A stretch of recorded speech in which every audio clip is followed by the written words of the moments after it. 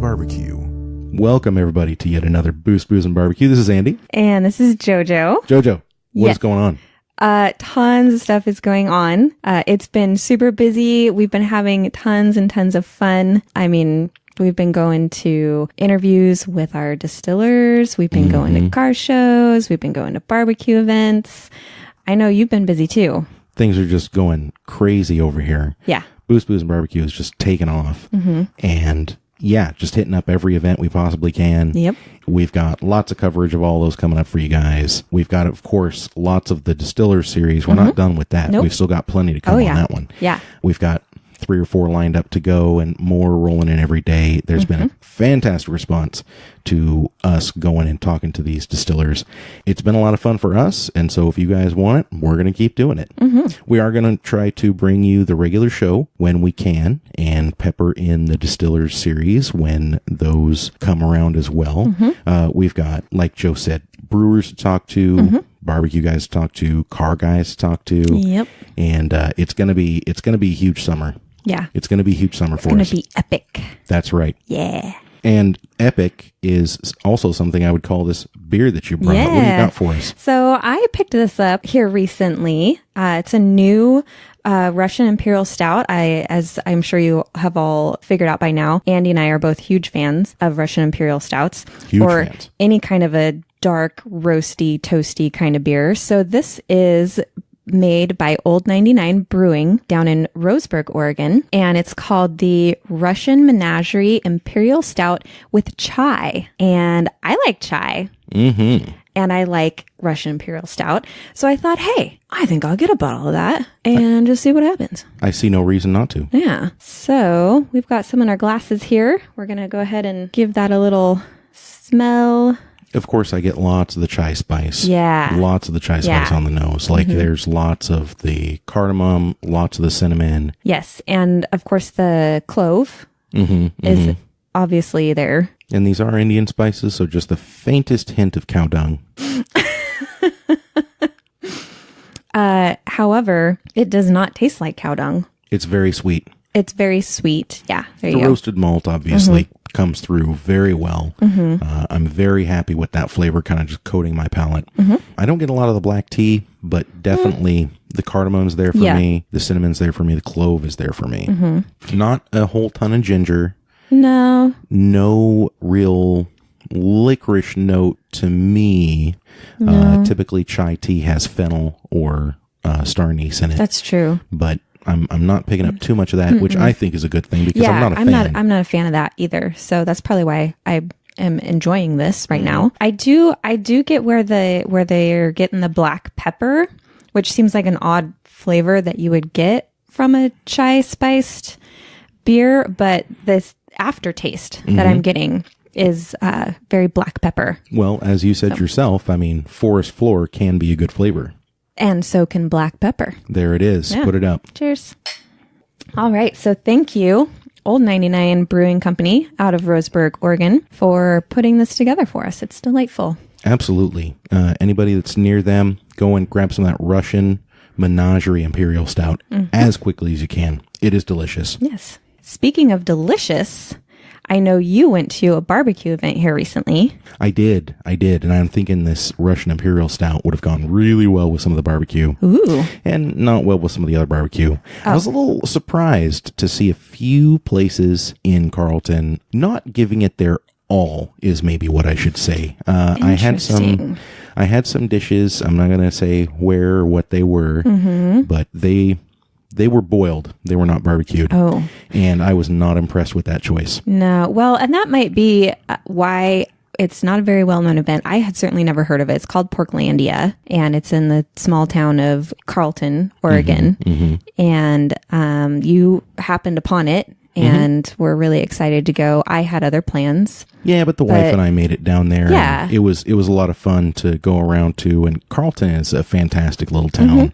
It is, and it's got I don't even know, a dozen wineries in it. Yeah. So it was just a lot of fun to walk around, try all the different wines, and definitely try the good barbecue that people had around.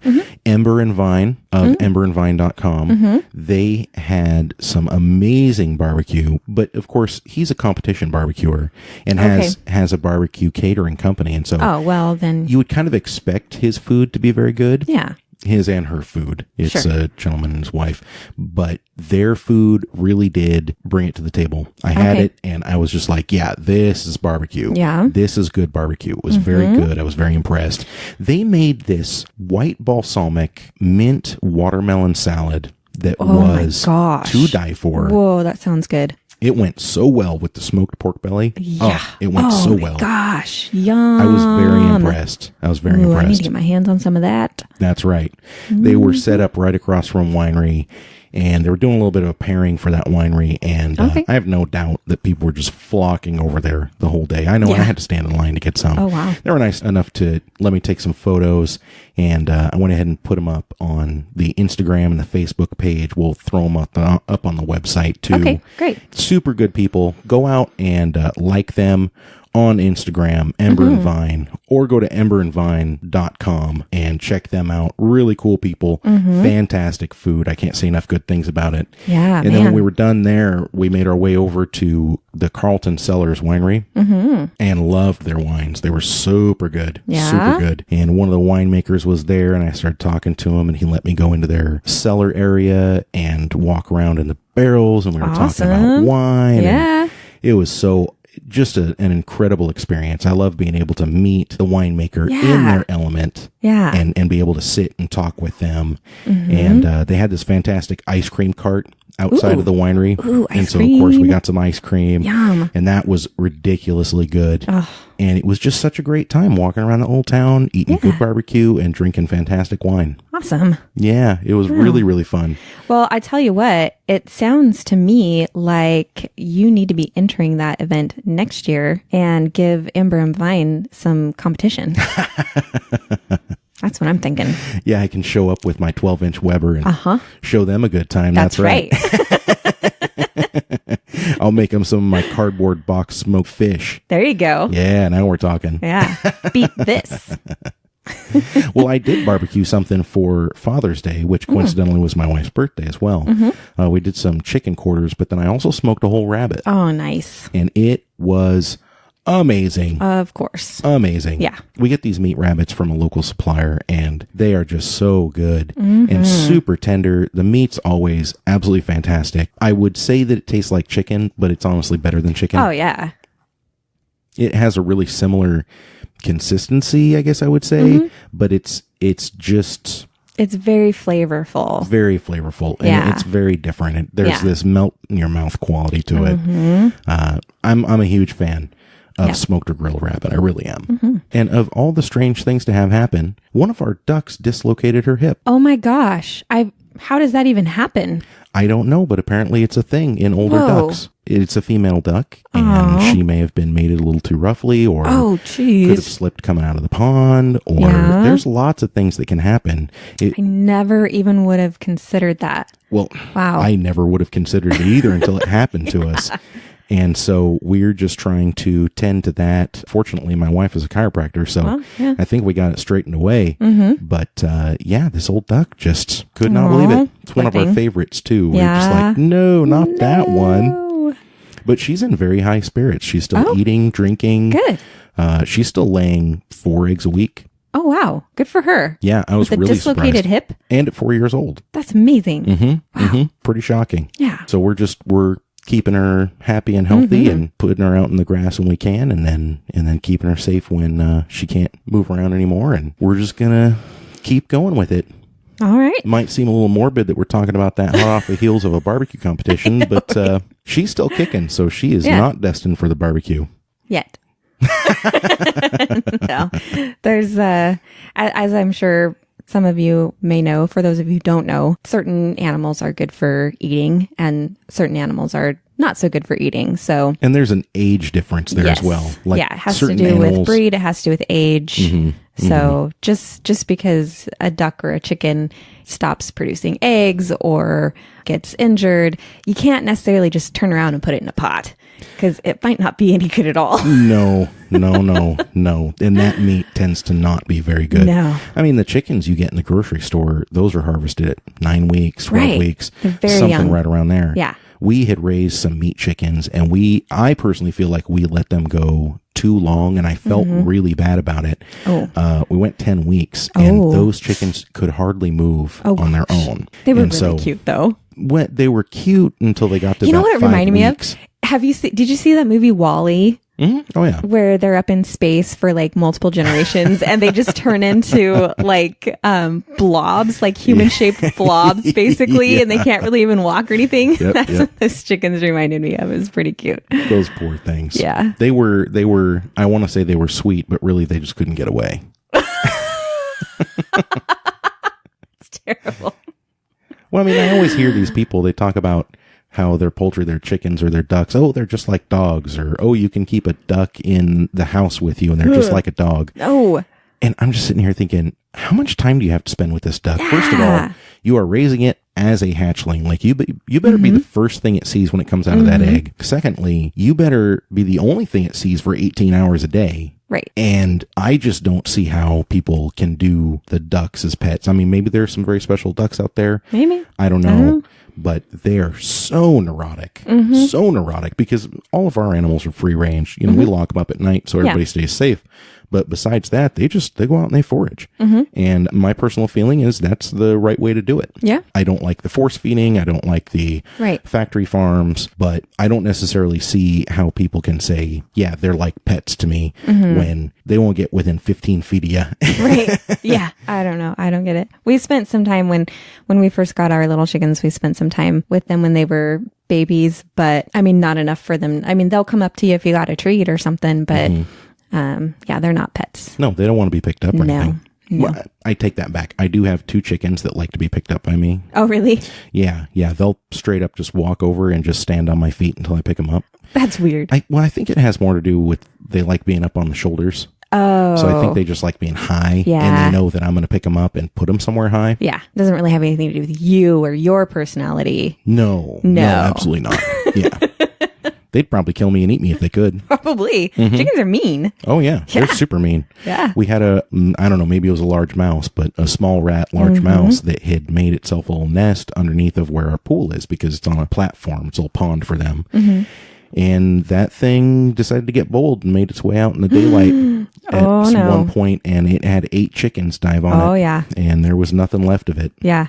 Boy, Minutes. I tell you what, the first time I went into my chicken coop in flip-flops and sparkly painted toenails, that was the last time I did that because I felt like I was in Jurassic Park surrounded by velociraptors. And I was just like, I got to get out of here. Oh my gosh, they're going to eat me. Yeah. Scary. Yeah. Hey, I've done it too. My toenails aren't painted sparkly, but they still go after the toes. Oh, yeah. They just look like... They look like little grubs. Exactly. Mine probably look like little Jiminy sausages, but You know, same difference. Well, along the same lines as something that can run fast, you went to a car show at Willamette Valley Vineyards, right?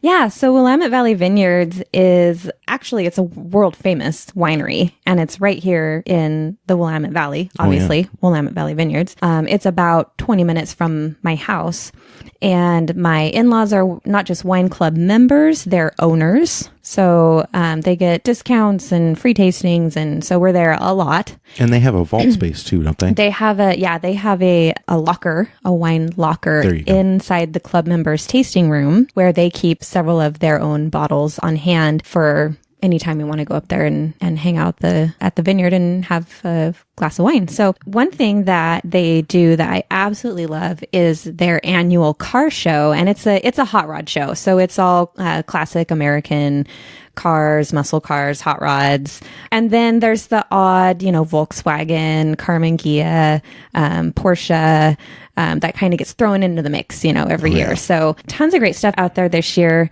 We went up there for Father's Day, hang out with my in-laws and that side of the family. It's always a good time. So my husband and I arrived a little bit later than everyone else.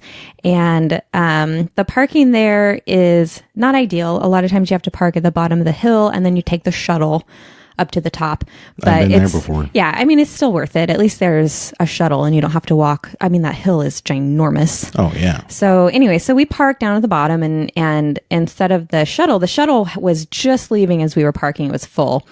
But there's this gal on a golf cart and it's like a 6-seater golf cart. So it's got like 2 seats up front and then 2 in the back and then 2 more facing backwards out the back. So I love those because if you've got people on there that are a little bit tipsy maybe and you floor the gas. Yeah, I'm really glad we rode it when we first got there and not on the way out. That's right. So we hop on the back of this golf cart and she drives us up to the top and we get out like right in the middle of the car show. And so my brain just kicks into overdrive and I'm just like, oh my gosh, look at that. Oh my gosh, look at this. Oh my gosh, look at that. And I just left my husband. My sister-in-law and one of her daughters had come out to greet us and show us where they were all sitting. And I just walked away. Like I couldn't stop myself. I had my phone out and I was clicking pictures like crazy. Oh my gosh, look at that. Girl. Oh my gosh, I did. And one of the first things I saw was a Porsche 356B in that classic silver color. Oh, of course. Oh, and red interior. Ooh. Just gorgeous. Absolutely. Like my dream Porsche, like right in front of me. So that's what did it for me. I was like, forget you guys. I need to see this. So, and then from there, it was so funny. So I snapped a bunch of pictures of that. And I start to turn and my husband's like calling out for me. And I'm like, okay, I'm coming. Wait, a Studebaker Avanti. and he was just like, forget it. So he went in and sat down and I went up and down a couple of rows snapping pictures of stuff. So the Studebaker Avanti is there, which that's just a freaking cool car to me. It's so ugly, but in this amazing way. It's the weirdest thing. It makes it really cool at the same time. And, it has the 289 with the dual carbs in it. And well, it's got so much history to it, too. I mean, it was a revolutionary vehicle at the time. It was, yeah. Full fiberglass body, and it set a whole bunch of land speed records when it was new, and Paxton supercharger was an option from the factory, and just like, it was a really cool little car. It was a cool car. I want to say it was the first car to use airflow from underneath of the car for cooling and for intake air. Really? Yeah, which is, of course, something that's been adopted now. Yeah. Because that's just the smart way to go, because you have a ground effect that's happening underneath of the car at speed. Anyway, a very neat car. Yeah. Very unique. Let's put it that way. Yeah. And it was black, very shiny. And looks like a Bond villain's car. Yes, exactly. So I took pictures of that, took pictures of the Porsche. Those will be up on the website here. You can look at those. I'll probably put some up on facebook.com/BoostBoostBBQ. And anyway, so from there, we kind of went in and did the whole hang out with the fam and drink a glass of wine. And then we all got up to go out and look at the cars. So I got like round 2. Well, see what I did there? See how I did that? That's right. Yeah. Well, and you're catching stuff the second time around. Right. And I'm glad I went the first time because there was actually a couple of things that had left by the time we went back out. Yeah. I'm glad I went and abandoned my family for a few minutes. Most people are, abandoning their family for a little while. It's good for the soul. Yeah. So anyways, on our way out, we're walking through the rest of the cars and we come around this corner and there's this whole line of small convertibles. And of course it's Cobra, Corvette, Nash Metropolitan, Corvette, Cobra. And I was just like, oh my gosh, that is too cute. That's right. Yeah. When you're ugly, but you still have a lot of self-esteem. Right. Yeah. Yeah. So it was really cute. I got a couple pictures of that. Hey, it's still a convertible. It's still a convertible, small convertible, right? Oh, this is your spot right in between these two. One I think was like a 58 or 9, and the other one was like a 61 That's so Corvette. awesome. You know, I came real close to getting a Nash Metropolitan here a few years ago. Yeah, I think they're super cute. I think that would be a fun car to do something crazy with. An SR swap. Yeah, pretty much. But I seriously, I went and looked at it, and it was honestly, it was a really good deal, and I'm kicking myself for not getting it. The guy just needed to get rid of it. I want to say it was $3,800 for it. And what? Did it run and drive? Yes, the brakes weren't great. Wow. But it moved under its own power. Dude. Yeah, I know. And I'm still kicking myself for not getting it. But, we were trying to buy a house. Yeah. We just had a house. It's got to be the right timing, too. It can't just be a good deal. Yeah. Well, I mean, hey, there's an all-wheel drive first-gen Eclipse that had popped up. And a friend of mine messaged me today and said, hey, the guy just wants to get rid of it. The motor's got some problems. He doesn't know what the problems are, but it's got some go-fast bits. Yeah. He wants $600 just to take it away. What? But what am I going to do with it? Where am I going to put it? That's true. I don't know. I've already got so many other projects. Right. It was a screaming deal, but there's no way. I mean, what would I do with the thing? And then it just ends up sitting for years and years and years. Whereas if someone else had gotten the opportunity to buy it that actually had the time and the space and, the money to do what they needed to do with it, it would have been running and driving by now. But yeah. It would have been under a tarp until March. I can pretty much guarantee that. Oh, yeah. So I figured I'd pass on it, let somebody else that could use it and love it do it. Yeah, hopefully that's what happens.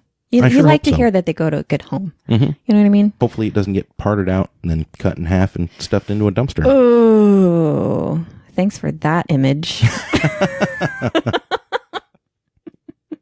I just keep waiting for Evos to get cheaper, but they're not. No, I don't think they're going to. No, they were just an instant classic. Yeah. It's the same with STIs. WRXs are finally starting to come down in price. Oh, yeah? Because I think people are realizing, like, okay, well, we've got the STI and we've got a whole bunch of the STIs. WRX really isn't worth that much unless you're swapping the transmission in it. Those 5-speeds that came in the WRX, they are, I'm going to call them fragile. Yeah. They're not exactly fragile, but in comparison. But they are made from glass. Champagne flutes. Champagne flutes, yes. Yeah. A lot of people say you can get 300 horse out of those. Okay. But it's Maybe. a little iffy. It's iffy. It depends on how you drive gamble. it. Yeah. No launching. Right. Set your engine up to make more horsepower than it does torque. Make less torque at a lower RPM, that sort of thing. It's all the same stuff I did to my all-wheel drive Protege to keep the transmission together. And don't get me wrong, it all works, but you're kind of taking the pin out of the grenade. That's true. And when you're looking at these WRXs where they've got 240,000 miles on them and they're lowered and the wheels are plastic dipped and the front air dam is all torn off. Yeah. Red flag. There's a reason why it's $3,000. Yeah. Yeah, I'll tell you one thing there that was definitely worth a lot more than $3,000 was a real Mustang GT350. No. Yes. Wow. Yeah. So my father-in-law actually pointed out to me and he says, I think that's a real GT350 because, you see them badged all the time. But he noticed something under the hood. And for those of you who know Mustangs really well, you probably already know what I'm talking about. I have a confession to make. Well, I'm sure if you guys have been listening to the show, you already know that I grew up in a Chevy household. So I have this sort of inherent prejudice towards Fords. And again, change my mind. Please change my mind because I don't have a good reason. I don't. So anyways, my father-in-law actually notices this little badge that's riveted underneath the hood where the fender attaches. And it's got Mustang GT350, vehicle serial number, manufactured by Shelby America Inc. And we're just like, oh my gosh, this is real. Holy cow. And then as I'm moving around the car and snapping photos, I notice a signature on the glove box. This car has been signed by Carroll Shelby himself. I don't think I'd be driving that thing around personally. I know. And then I immediately was like, oh my gosh, did I accidentally touch it? Like, I haven't been paying close enough attention. Yeah, not because you don't want to touch it out of respect, but because you know that whoever owns it's super litigious, and you're just like, fingerprints are $1,000 a piece. I want to be way off of this thing. Yeah, so that was really quite special. That's really awesome. I thought. Yeah. So yeah, it was a great show. I'll put all those pictures up on the website, boostboostbbq.com, and you guys go ahead and take a look. I can't wait to see it. That's going to be awesome. Yeah. That leads us right into our next segment, which is Smoking Dealer, Smoking Dude. Oh, yeah. We've actually got a really awesome car here. We really do. Yeah. But I am a little on the fence. I am too. Yeah. It is a 1981 DeLorean, unpainted, all brushed stainless steel body. Looks like it was straight out of Back to the Future. Yeah, absolutely. The first one. The first one, yeah. And I actually saw this car just a few weeks ago. I'm headed home from work and I see the nose of this car poking out of a side street. And I thought to myself, oh, that's weird. It kind of looks like a DeLorean, but what in the world would a DeLorean be doing here? Like, this is the last place on earth I would ever expect to see a DMC DeLorean. So as I'm passing the side street, I look over and right there, the DMC badge and the grill. And I went, oh my gosh. And I'm like hitting my brakes, but there's this giant truck behind me. And like I'm swerving, trying to look in my mirrors. And honestly, don't get me wrong. It's not like I think the DMC DeLorean is an amazing car. No, but it's an icon. But I've never seen one in person before. It's an icon. That was part of my childhood, was watching the Back to the Future movies. And I would love to see one in person. And I was not able to get a photo of it. And I was sick to my stomach for like 2 days. Because you weren't able to get a photo. Because I wasn't able to get a photo of it. And I was like, nobody's even going to believe me that it was here in Salem. And then it pops up on Craigslist like 2 weeks later. That's right. Yeah. So now I have proof. It exists. I saw it and it's for sale. It's not quite so iconic for me. It's not quite, it's a part of my childhood, but in that one of the janitors at my high school had one. Oh, no way. He smoked in it and Ew. I sat in it and it was a cool car, but I just, every time I see a DeLorean, I think about that ratty, nasty DeLorean. He ruined it for you. Yeah, he did ruin it. What a jerk. DeLorean kind of ruined it for everybody when he put the 2.8 V6 in it. That's true. Yeah. You know, I've seen a few examples that had small blocks swapped into them or LSs swapped into them. I always thought that'd be a lot of fun. That would. I honestly don't know. You really could get it up to 88 miles an hour at that point. It finally would hit 88 miles an hour. I honestly don't know, though, if that would increase the value or decrease the value. This is a tough call. Tough call. This particular one, it does have some dents and dings, but I mean, that's to be expected. Hey, it's an 81, you know? Right. And it's not like you can just put some filler in there and paint over it. I think the biggest detriment for me about this car is that it's an automatic. Yes. That's kind of like my biggest hang up here. Yeah. And if it weren't for that, I would just be saying, man, more power to you. It's only got 26,000 miles on it. Like this thing, despite the few, body wrinkles and crinkles and things, it probably has just sat in a garage most of its life. Yeah. Probably the body damage that is on the car has just been like bicycles falling over onto it when it was in the garage. Yeah. Somebody dropped their hockey stick or whatever. Well, for $31,500, it could all be yours. That's right. You could be living that nostalgic for the dream. Low price of $31,500. You can even order from eBay a replica flux capacitor and retrofit your DeLorean with a flux capacitor. Only slightly less difficult than the LS with a ZF transmission. Yeah. And then all you need is the plutonium. Well, unless you get a Mr. Fusion, and then you can just jam it with like some cabbage and a banana peel and some styrofoam. Yeah. Styrofoam. I've seen the movie. I know, yeah. That's great. That's great. Well, so what do you think? What are people going to say about that? Is it a deal? I think people are going to say that is a fantastic car for somebody else to own. And I feel like this guy is going to be sitting on this DeLorean until he's got to write it away in his will. What was it, 15 years ago? People were saying, who in their right mind would spend $10 million on a car? That is the stupidest thing I've ever seen. These people must have more money than brains. And now those same cars are going for $45 million. So if he sits on it long enough, You think? Who knows? You think it's going to go up in value? Who knows? I don't know. Unless okay, here's another scenario. Here's a possibility. You know, they're remaking all of these movies. Hollywood is completely out of new ideas for movies. And actually, there's a factory filled with DeLorean parts still. There and is. They've been talking about building brand spanking new ones. Yeah. So scenario number 2 is that Hollywood gets a hold of this guy and says, we're remaking Back to the Future and we need your car. And they will probably not pay him $31.5. No, probably not. Yeah. Yeah. I was just looking at an article earlier, actually, about those brand new DeLoreans that are being built. Yeah. There's this whole warehouse filled with them. And Right. I know that we've been talking about this for like 7 years Right. now. I didn't think it would ever actually happen. Well, supposedly it's happening. Maybe. And I say maybe because the starting price is going to be $100,000 on these. What? $100,000? 100,000. They think people are going to pay $100,000 for a brand new DeLorean. Well, they're going to find out.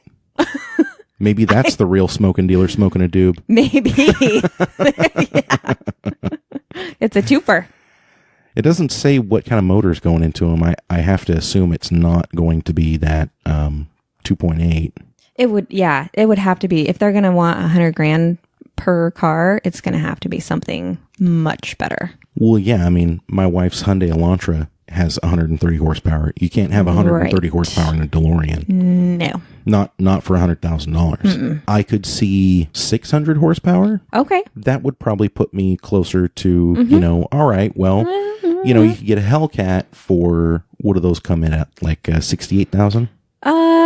Base probably, yeah. Around there. Yeah. Yeah. Those are 707. Yeah. So we're going to bump Okay. it down a little bit. Let's say 600 horsepower. Okay. But now you take the nostalgia factor and you put it on top of that. So what do you do with the running gear? I'm thinking like suspension redesign. I want a track car. If I'm going to spend $100,000, I want a track car. Oh, yeah, absolutely. Yeah. It can't have the late 70s suspension underneath it, but there's no way. Yeah. Yeah. It's like those guys that have the super high-powered bugs. They're great for some very specific things. Drive Village is not one of them. Yeah. No. Yeah. So looks like they got their work cut out for them. Or stamped out for them, depending on how that steel is made. But yeah, I'm actually wondering now if I'm going to see any DeLoreans this coming up weekend, because I don't know if I told you guys this, but Oh yeah. Drum roll. we're going to Meekum, baby. Woohoo! Meekum 2018 So is coming to excited. Portland, and we got our media passes. Yep. Super excited, and it's going to be a lot of fun. We got a photographer that's coming with us, a longtime friend, car guy. It's going to be amazing. We're looking to bring you guys lots and lots of live video. Oh, yeah. Lots and lots of photos. Yes. And we're going to be doing some live smoking dealers smoking a doob. Yeah. And the thing I love about this whole thing is we're going to find out straight away. Is it a smoking dealer or is it smoking a doob? Yeah. And you know, even if it is smoking a doob, we're going to find out what somebody will pay for it. That's right. It's worth exactly as much as somebody's going to pay. And when you're going across the auction block, you find out exactly what they're willing to pay. So that's going to be tons and tons of fun. We can't wait to do that. If you guys have any suggestions or cars that you want us to keep an eye out for or anything like that, hit us up. Yeah. We'd love to hear them. It's going to be a whole lot of fun. We're going to be talking to Divine Distillers here in a couple of weeks. We're going to be talking to Hard Times Distillery, Four Spirits, Yep. Sass Winery, Hour of the Dawn Winery, Hophead Tap House. Yes. Who We else? It's a long list. We got car stuff coming up for Yeah. you guys. I got a couple autocrosses Got some that autocrosses are going coming on. up. I got one this weekend over in Redmond. I'm really, really excited about it because the club over there, it's Autocross Club of Central Oregon, ACCO or ACO. And they used to hold their events at the Hoodoo ski area, huge parking lot area at the top of the Santiam Pass. And some things went down with a totally different club. And anyways, it caused ACO to lose that venue. Hashtag Drip Life. Yes. So they used to also have events at the fairgrounds in Redmond, But about 5 years ago, I want to say, they chip sealed that entire parking lot. And we tried to have an event there shortly after they did that. And it just chewed everybody's tires up. There were rocks flying into my window, like flying through my window and hitting me in the helmet as I was driving around the course. So it was a disaster. But that parking lot has been driven on a ton. Mm-hmm. And it's been weathered down, and they're giving it a go this coming weekend. So I'm going to head over there early Sunday morning. Mm-hmm. And it's just kind of a try it out, see how it goes kind of a thing. And I'm keeping my fingers crossed because I love this club. I love the people that are running it. I have been spending a lot of time with Bridge City Autosports up in Portland. I love those guys as well. But my heart belongs to ACO. Mm-hmm. So, they're the beginning and they're the ending. Yep. We're also going to be bringing you coverage from the Pirelli World Challenge. Mm-hmm. And the Portland Masters historic races. Mm-hmm. We're going to be doing some of that. Mm-hmm. Forest Grove, Concord, Elegance. And lots of other stuff that's on our schedule. Yeah. And lots more stuff that's being added every single day. Yes. So, like literally every day. Yeah, new. Literally every day. Yeah. It's really fun though. We're having a great time. I hope you guys are having a great time. Yeah. We are having a great time. I think you guys are having a great time because you've been showing your support and we just can't thank that enough. Mm-hmm. And, we've got a couple of t-shirt designs we've been working on as well. So keep an eye out for that. We're going to be putting that up. We've got our storefront that's coming to the website here real soon. We just about got it worked up and then we're going to be debuting that. You guys can come by and pick up some Boost BBQ swag. Mm-hmm. And some of our favorite products as well. Yeah. And it's just going to be a really awesome time. Yeah. Jojo, you got anything else for us? Yeah, I've been posting some stuff on my Instagram at The Real Joe Francisco. And then... Give her some followers, guys. Yeah. Where's all that, like, girl racer power? Let's get some of that flooding over. You know how I feel about that. I do. I get tired of seeing these people that are like, I got this Scion TC and I run limp-alongs in the back because it makes it look like a drag car. And I'm a girl that drives a stick and they have 15 million followers. Right. Here you are. You're racing it. You're doing it real. Yeah. So let's get you some followers. Let's do that. Yeah. People, go out there, help us out. Yep. Also, make your way past facebook.com/boostboostbbq, of course. We've got lots of stuff going on there. Really, we're just trying to populate it right now. But, the more the merrier. And if you ever want to give us a share, we'd love to give you a shout out. So share it, like, comment, subscribe, and we will call you out on the air. In a good way. In a good way. In a good way. Not in a calling you out kind of a way. Right. We'll give you a shout out. There you go. Not a call out. Yeah. Anyways, you can go and find all of that out there. You can see it all at boostboostbbq.com. And of course, where you can find all the podcasts, all the social media. We got photos, we got links. So make sure you swing by there, check it all out. And we appreciate it when you do. And thank you guys so much for listening. So until next time, this is Andy, that's Jojo, and we will see you next time.